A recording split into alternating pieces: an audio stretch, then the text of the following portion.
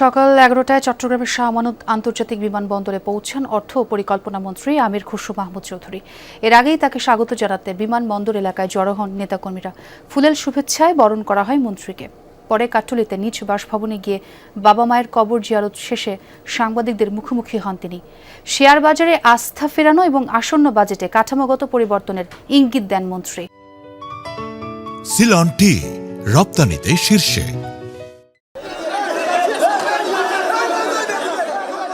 সকাল 11টায় চট্টগ্রাম শাহ আমানত আন্তর্জাতিক বিমানবন্দরে নামেন অর্থ ও পরিকল্পনা মন্ত্রী আমির খসরু মাহমুদ চৌধুরী। তার আগে থেকেই লোকে লোকারণ্য বিমানবন্দরের বাইরের চত্বর, চলে ফুল দিয়ে শুভেচ্ছা জ্ঞাপন। বিমানবন্দর থেকে সরাসরি কাট্টলিতে নিজ বাসভবনে যান অর্থমন্ত্রী। সেখানেই বাবা মায়ের কবর জিয়ারত শেষে সাংবাদিকদের মুখোমুখি হন। বলেন, শেয়ার বাজার নিয়ে মানুষের আস্থা ফিরিয়ে আনতে কাজ করছে সরকার।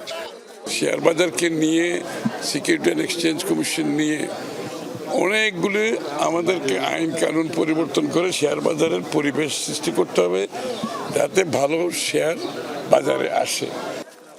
অর্থমন্ত্রী বলেন, দীর্ঘদিন ধরে অর্থনীতিতে স্বচ্ছতার অভাব এবং অনিয়মের প্রভাব পড়েছে বিনিয়োগ ও কর্মসংস্থানে। আসন্ন বাজেটে তিনি কাঠামোগত পরিবর্তনের ইঙ্গিত দেন। আমরা চাই এমন বাজেট হবে যেখানে জনগণের আগামী দিনের বাংলাদেশের অর্থনীতিতে অংশগ্রহণ করার সুযোগ সৃষ্টি হবে এবং অর্থনীতির সুফল, উন্নয়নের সুফল বাংলাদেশের সাধারণ মানুষের কাছে পৌঁছতে হবে। চট্টগ্রামকে বাণিজ্যিক রাজধানী করা সহ প্রত্যাশার কথা জানান নেতাকর্মীরা। এটা অবশ্যই আমাদের চট্টগ্রামবাসীর জন্য সুসংবাদ যে আমরা চট্টগ্রামে অর্থমন্ত্রী পেয়েছি। দুর্নীতি বিরোধী একটি সমাজ চাই, আমরা রাষ্ট্র চাই। চট্টগ্রামে অবকাঠামোগত যে উন্নয়ন, সেটা আমির খসরু মাহমুদ চৌধুরীর হাত ধরে হয়েছে। চট্টগ্রামকে বাণিজ্যিক রাজধানী যেন বাস্তবে রূপ হয়। প্রত্যাশা করছি চট্টগ্রাম বাণিজ্যিক রাজধানী ঘোষিত হয়েছিল।